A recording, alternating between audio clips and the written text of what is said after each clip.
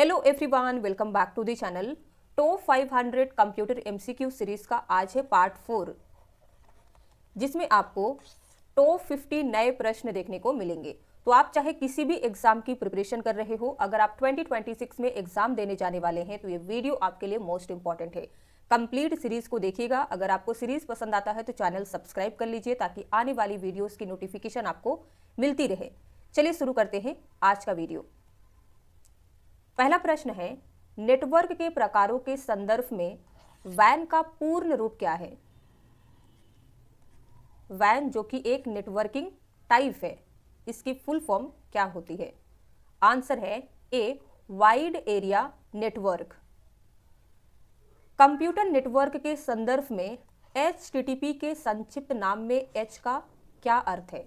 कई बार ऐसे एग्जाम में होता है कि एब्रिविएशन के किसी पर्टिकुलर कैरेक्टर की फुल फॉर्म पूछ लेता है। जैसे यहाँ पे आपको HTTP में सिर्फ H को क्या कहते हैं ये बताना है।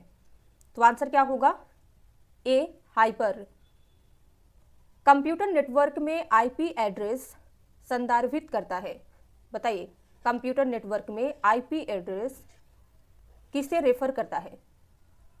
आंसर है C, internet protocol address. Computer monitor के संदर्भ में CRT का पूर्ण रूप क्या है? कंप्यूटर मॉनिटर के कई टाइप होते हैं, जैसे LED, LCD, CRT। यहाँ पे आपको CRT का फुल फॉर्म बताना है। सही उत्तर होगा बी, कैथोड रे ट्यूब। निम्नलिखित में से कौन सा बैंकिंग वेबसाइटों के संदर्भ में SSL एन्क्रिप्शन के लिए सही है? बेसिकली यहाँ पे आपको SSL की फुल फॉर्म बतानी है, जो बैंकिंग वेबसाइट्स के लिए सही होता है। आंसर है ए, सिक्योर सॉकेट लेयर एन्क्रिप्शन। जब आप अपने मोबाइल फोन को ब्लूटूथ का यूज करके किसी अन्य मोबाइल फोन से MP3 गाना भेजने के लिए जोड़ते हैं तो किस प्रकार का नेटवर्क बनता है? यहाँ पे नेटवर्क का टाइप आपको ए, लैन, बी, पैन, सी, वैन और डी, मैन दिया गया है। बताइए, जब आप अपने मोबाइल फ़ोन को ब्लूटूथ का यूज़ करके किसी अन्य मोबाइल फ़ोन या लैपटॉप से MP3 गाना सेंड करने के लिए कनेक्ट करते हैं तो किस टाइप का नेटवर्क क्रिएट होता है? आंसर है बी, पैन, जिसे कहते हैं पर्सनल एरिया नेटवर्क। नेक्स्ट, निम्नलिखित में से कंप्यूटर प्रणाली में iCloud का सबसे सामान्य और प्राथमिक उपयोग क्या है? बताइए, कंप्यूटर सिस्टम में iCloud का यूज किस लिए होता है? आंसर है ए, ऑनलाइन क्लाउड स्टोरेज। इंटरनेट पर फाइल भेजने और प्राप्त करने के लिए सामान्यतः कौन सा प्रोटोकॉल उपयोग किया जाता है? प्रोटोकॉल के नेम आपको दिए गए हैं। ए, HTTPS, बी, WWW, सी है FTP एंड लास्ट है डी, SMTP। आंसर होगा सी, FTP। FTP प्रोटोकॉल का यूज इंटरनेट पर फाइल भेजने और प्राप्त करने के लिए किया जाता है, या फिर आप कह सकते हैं फाइल को अपलोड और डाउनलोड करने के लिए यूज होता है। FTP का फुल फॉर्म क्या है ये देखिए पहले। फाइल ट्रांसफर प्रोटोकॉल इसे कहा जाता है।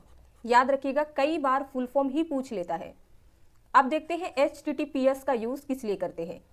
इसका यूज सिक्योर वेब ब्राउजिंग के लिए होता है। WWW वेब सर्विसेज का एक कलेक्शन है। लास्ट है डी, SMTP, इसका यूज ईमेल भेजने के लिए होता है।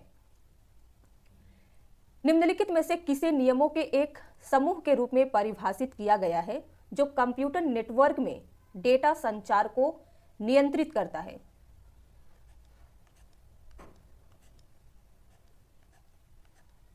सही उत्तर क्या होगा? D, protocol. प्रोटोकॉल नियमों के एक समूह के रूप में डिफाइन किया गया है जो कंप्यूटर नेटवर्क में डेटा कम्युनिकेशन को कंट्रोल करता है। मैन का पूर्ण रूप क्या है? MAN। सही आंसर है ए, मेट्रोपॉलिटन एरिया नेटवर्क। डैश एक ऐसा उपकरण है जो कंप्यूटर, प्रिंटर या अन्य सर्वर जो किसी सर्वर से सेवाओं या संसाधनों का अनुरोध करता है। विकल्प दिए गए हैं, ए नेटवर्किंग, बी वर्क स्टेशन, सी है क्लाइंट और डी है लोकल एरिया नेटवर्क। सही उत्तर क्या होगा? सी क्लाइंट। क्लाइंट एक ऐसा डिवाइस है जो कंप्यूटर, प्रिंटर या कोई अदर सर्वर जो किसी सर्वर से सर्विसेज या रिसोर्सेज का रिक्वेस्ट करता है।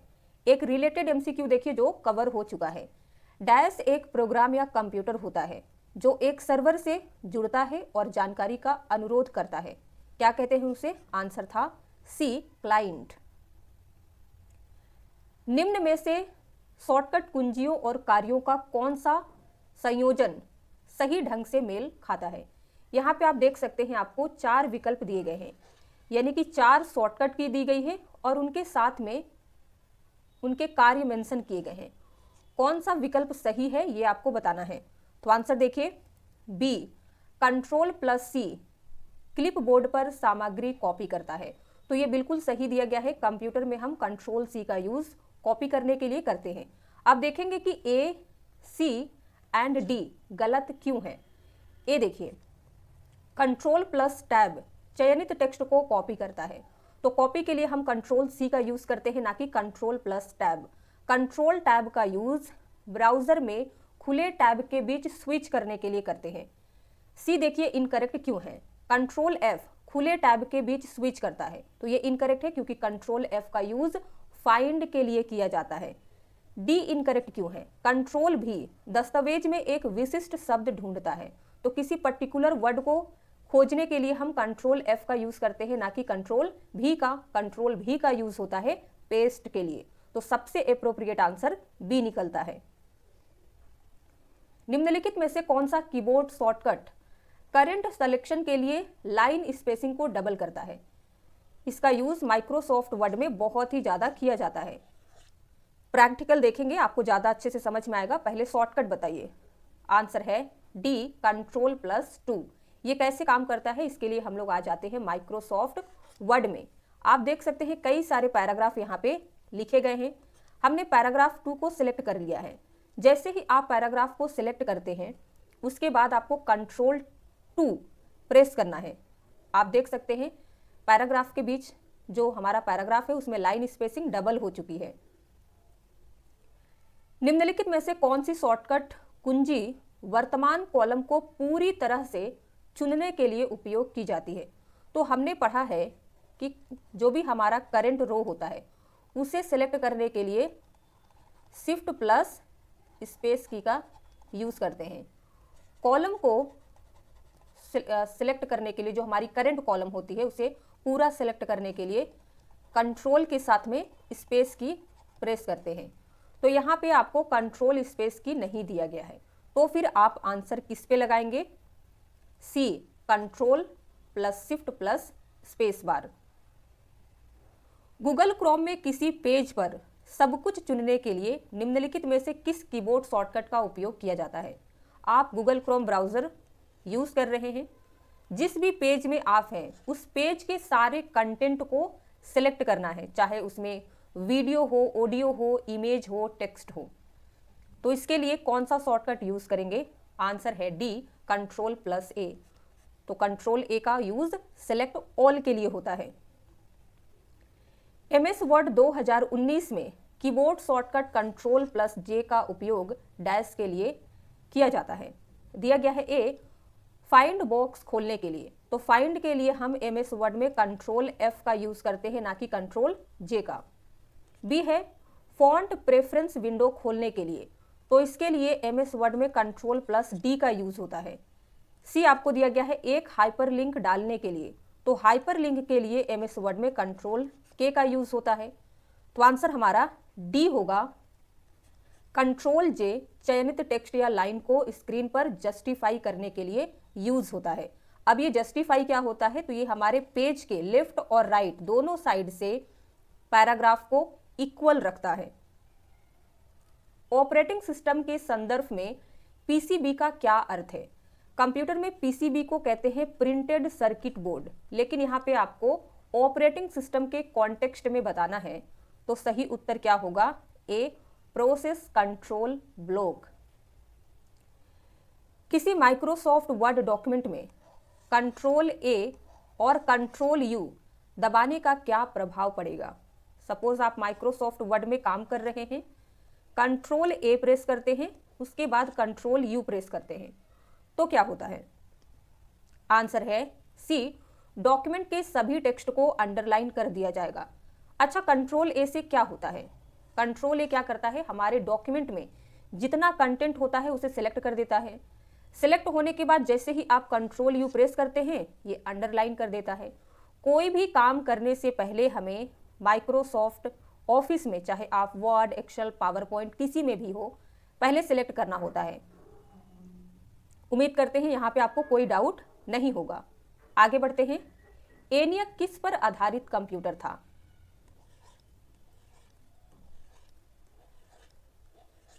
सही उत्तर है पहला, इलेक्ट्रॉनिक जनरल पर्पस। पहला विद्युत कंप्यूटर एनियक किसने बनाया था? आंसर है तीसरा, जे प्रेस्पर एकर्ट। निम्नलिखित में से कौन एनियक का विस्तारित रूप है? यानी कि यहां पे एनियक की फुल फॉर्म बतानी है।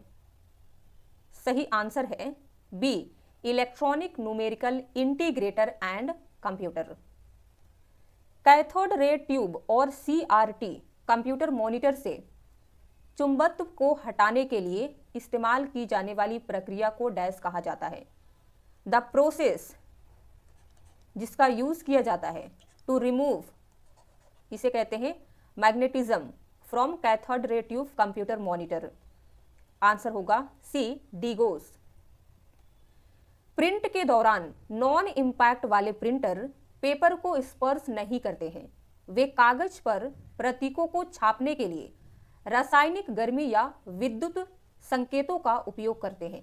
इनमें से कौन सा नॉन इंपैक्ट प्रिंटर नहीं है?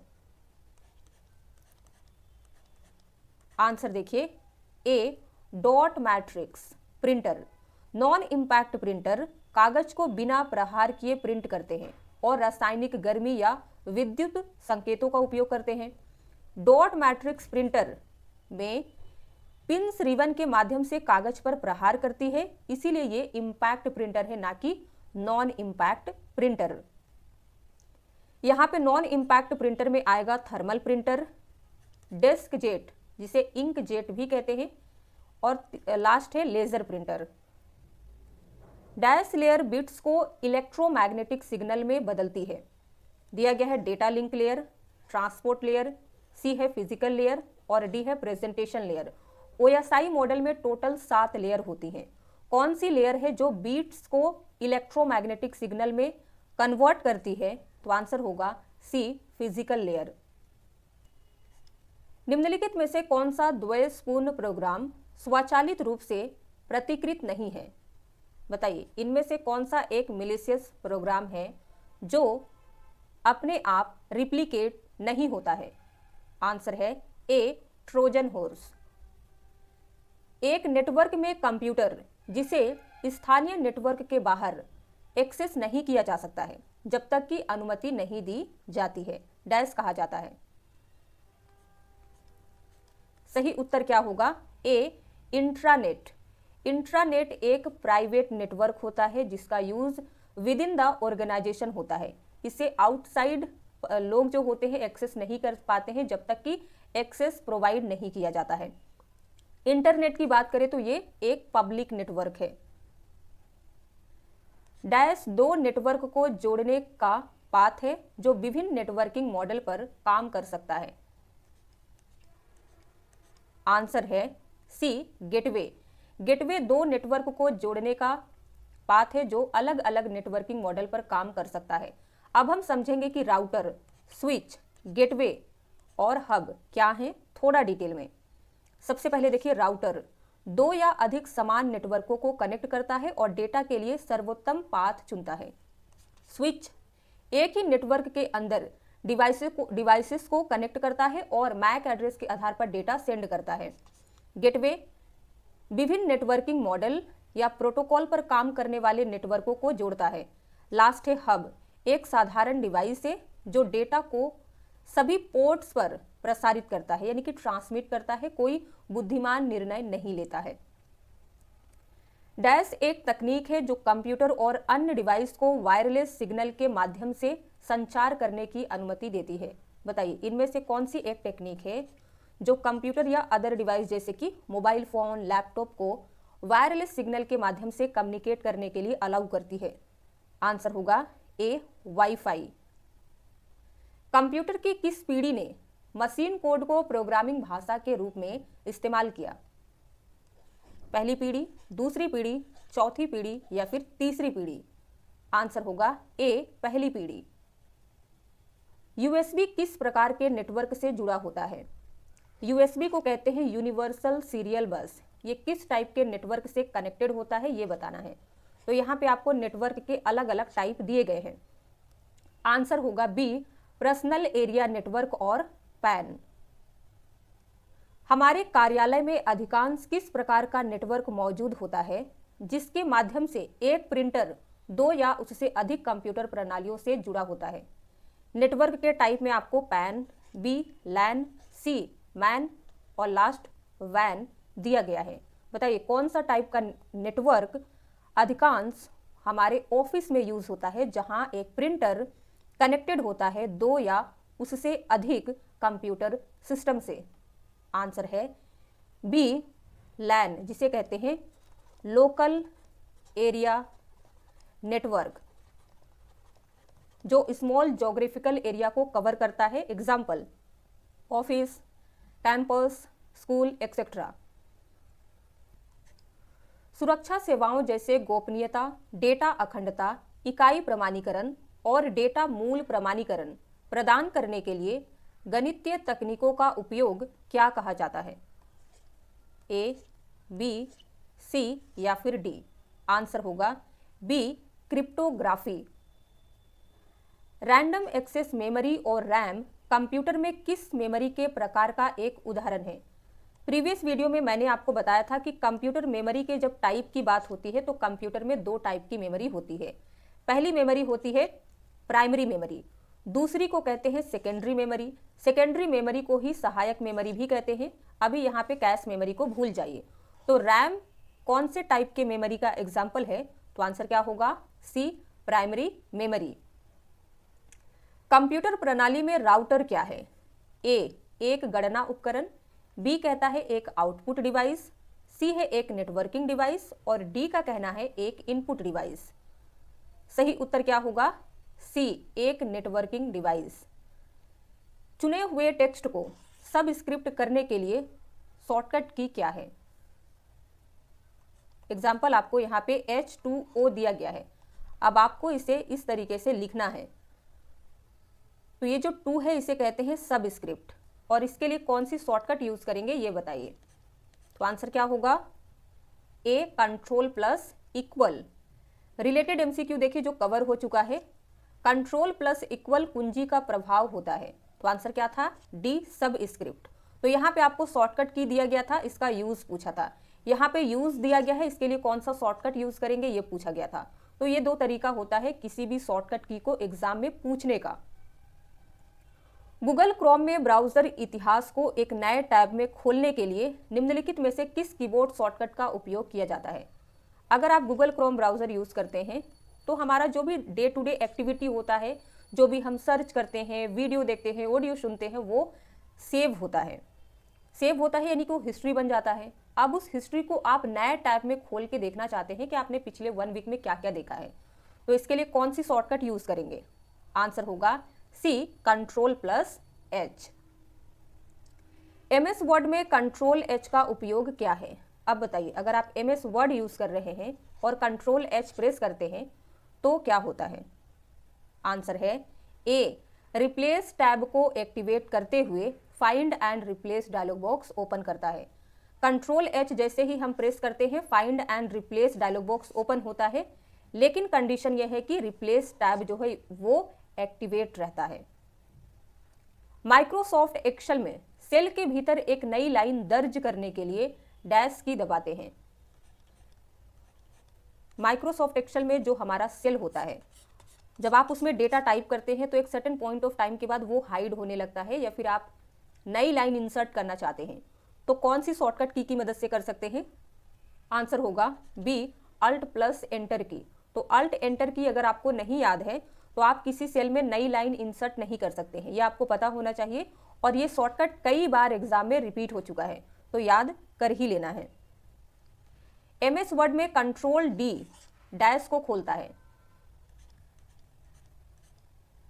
आंसर है सी, फॉन्ट प्रेफरेंस विंडो। तो कंट्रोल डी से क्या होता है? फॉन्ट प्रेफरेंस विंडो ओपन होता है, जिसे हम फॉन्ट डायलॉग बॉक्स भी कह सकते हैं, जिससे फॉन्ट रिलेटेड सारी एडिटिंग की जा सकती है। A, spelling and grammar checking box, इसके लिए हम F7 का यूज करते हैं, ना कि कंट्रोल डी का। प्रिंट मेन्यू के लिए एमएस वर्ड में कंट्रोल पी यूज होता है। एक्सेल में कंट्रोल डी शॉर्टकट की क्या करती है? सही आंसर है सी, चयन में नीचे भरती है। ये कैसे काम करता है, यहाँ पे प्रैक्टिकल देखिए, आपको ज्यादा अच्छे से समझ में आएगा। हम कॉलम को अल्फाबेट से रिप्रेजेंट करते हैं और रो को नंबर से दिखाया जाता है। सपोज आप सेल A1 में डेटा लिखते हैं ABC और नीचे के इन 3 सेल को सिलेक्ट कर लेते हैं और फिर आप कंट्रोल डी प्रेस करते हैं, तो क्या होता है? सारे सेल में सेम डेटा इस तरीके से ऑटोमेटिक फिल हो जाता है। अगर आप कंट्रोल आर प्रेस करिएगा तो ये राइट साइड में इस तरीके से आपको राइट साइड के सेल को सिलेक्ट कर लेना है, कंट्रोल आर प्रेस करिएगा तो इधर डेटा फिल हो जाएगा। तो दोनों शॉर्टकट आपको याद रखने हैं। एमएस वर्ड डॉक्यूमेंट के अंत तक जाने के लिए निम्नलिखित में से किस कीबोर्ड शॉर्टकट का उपयोग किया जाता है? मैंने आपको बताया था कि अगर आप माइक्रोसॉफ्ट वर्ड डॉक्यूमेंट के टॉप में जाना है तो कंट्रोल प्लस होम की का यूज करेंगे। किसी लाइन के स्टार्टिंग में जाना है तो होम की का यूज करेंगे। लाइन के एंड में जाना है तो एंड की का यूज करेंगे। लेकिन अगर आपको डॉक्यूमेंट के एंड में जाना है तो कंट्रोल की के साथ में एंड की यूज करना है। निम्नलिखित में से कौन सा कीबोर्ड शॉर्टकट गूगल क्रोम पर जूम को डिफॉल्ट पर रीसेट करने के लिए उपयोग होता है? अगर आप गूगल क्रोम ब्राउजर यूज करते हैं तो आपको पता होगा कि डिफॉल्ट जूम का परसेंटेज जो है 100 होता है। अब आपने अगर 90 कर दिया है, 90% या 80% आपने कर लिया है, या फिर आपने 100 से ऊपर 110, 150% कर लिया है, तो इसे रीसेट करके आप 100 में लाना चाहते हैं, तो कौन सी शॉर्टकट की मदद से आ सकते हैं? आंसर है डी, कंट्रोल प्लस 0। तो ये क्या करता है? रीसेट कर देता है और 100 में सेट कर देता है। गो टू डायलॉग बॉक्स खोलने के लिए किस शॉर्टकट की का उपयोग किया जाता है? आंसर है बी, कंट्रोल प्लस जी। तो गो टू डायलॉग बॉक्स का माइक्रोसॉफ्ट वर्ड में बहुत ज़्यादा यूज होता है। जैसे आपको किसी पैराग्राफ में जाना है, दूसरे पेज में जाना है, दूसरी लाइन में जाना है, तो इन सब को करने के लिए आप गो टू डायलॉग बॉक्स का मदद ले सकते हैं। एमएस एक्सेल में डेटा टैब पर जाने के लिए निम्नलिखित में से कौन सा कीबोर्ड शॉर्टकट है? माइक्रोसॉफ्ट एक्सेल में कई सारे टैब हैं, जैसे home tab, insert tab, data tab, view tab, review tab etcetera. आपको बताना है कि अगर आप डेटा टैब में जाना चाहते हैं तो कौन सी शॉर्टकट इनमें से यूज करेंगे? आंसर है बी, अल्ट प्लस ए। निम्नलिखित में से कौन से कथन सही है? पहला, शॉर्टकट कुंजी शिफ्ट प्लस F11 का उपयोग एमएस एक्सेल में नई वर्कशीट बनाने के लिए किया जाता है। तो ये बिल्कुल सही दिया गया है। मैंने आपको प्रीवियस वीडियो में कराया भी था कि शिफ्ट प्लस F11 की मदद से हम माइक्रोसॉफ्ट एक्सेल में एक नई वर्कशीट क्रिएट कर सकते हैं। वर्कशीट क्या होती है तो आपको बता दें, जब आप एक्सेल फाइल ओपन करते हैं तो डिफॉल्ट रूप से आपको शीट 1 दिया जाता है। शीट 1 के बाद भी अगर आपको उसी फाइल में काम करना है तो आप शीट 2 इंसर्ट कर सकते हैं with the help of shift plus F11। दूसरा देखिए, शॉर्टकट कुंजी कंट्रोल प्लस पेज डाउन का उपयोग एक ही एक्सेल दस्तावेज में एक्सेल वर्कशीट के बीच अगली शीट पर जाने के लिए किया जाता है। अब ये क्या है? जैसे शीट 1 है, शीट 2 हो गया, इसी तरीके से आप शीट 3 इंसर्ट कर लेते हैं, शीट 4 इंसर्ट कर लेते हैं। अब आप अगर सपोज शीट 2 में है, शीट 2 से शीट 3 में जाना चाहते हैं तो कंट्रोल की के साथ में पेज डाउन प्रेस करेंगे तो दोनों कथन जो है सत्य दिया गया है, सही दिया गया है, तो सही उत्तर क्या होगा? तीसरा, पहला और दूसरा दोनों सही है। कंट्रोल प्लस आई का क्या कार्य है? ए, अंडरलाइन, तो अंडरलाइन के लिए हम कंट्रोल आई नहीं कंट्रोल यू यूज करते हैं। बी है ओपन डॉक्यूमेंट, ओपन डॉक्यूमेंट के लिए हम कंट्रोल ओ का यूज करते हैं। बोल्ड के लिए हम कंट्रोल बी का यूज करते हैं। सही उत्तर क्या होगा? सी, इटैलिक। कंट्रोल प्लस जीरो का क्या कार्य है? अगर आप कंट्रोल जीरो प्रेस करते हैं तो ये सिलेक्टेड कॉलम को हाइड कर देता है। माइक्रोसॉफ्ट एक्सेल में इसका सबसे ज्यादा यूज होता है। जब उपयोगकर्ता एक्सेल में कंट्रोल प्लस 9 दबाता है तो क्या होता है? बताइए। कंट्रोल 9 अगर आप एक्सेल में प्रेस करते हैं तो ये क्या करता है? आंसर है डी, वर्तमान पंक्ति छुप जाती है, यानी कि जो करंट रो होता है वो हाइड हो जाता है। माइक्रोसॉफ्ट वर्ड 2007 में कंट्रोल प्लस ओ किस कार्य को करने के लिए उपयोग किया जाता है? आंसर है ए, ओपन, तो ओपन के लिए हम कंट्रोल ओ का यूज करते हैं। इससे ओपन डायलॉग बॉक्स ओपन होता है जिसकी मदद से हम माइक्रोसॉफ्ट वर्ड की जो एग्जिस्टिंग फाइल्स हैं उन्हें ओपन कर पाते हैं। प्रिंट के लिए माइक्रोसॉफ्ट वर्ड में कंट्रोल पी का यूज होता है। क्लोज के लिए कंट्रोल डब्ल्यू का यूज करते हैं। लास्ट है रीडू, रीडू के लिए यूज होता है कंट्रोल प्लस वाई। आज का लास्ट प्रश्न देखिए, निम्नलिखित में से कौन सा MS वर्ड 365 में चयनित टेक्स्ट को मॉडिफाई करने के लिए उपयोग नहीं किया जाता है? जो भी आपका सिलेक्टेड टेक्स्ट है उसमें आप कुछ भी मॉडिफिकेशन नहीं कर सकते हैं, चेंजेस यानी कि बदलाव नहीं कर सकते हैं। तो आंसर क्या होगा? B, control plus O. Control O क्या करता है? ओपन डायलॉग बॉक्स ओपन करता है, इससे आप टेक्स्ट में कोई भी चेंजेस नहीं कर सकते हैं। अगर आप सिलेक्टेड टेक्स्ट में चेंजेस करना चाहते हैं तो कंट्रोल आई प्रेस करेंगे, ये इटैलिक करेगा। कंट्रोल यू से आप टेक्स्ट में अंडरलाइन ला सकते हैं।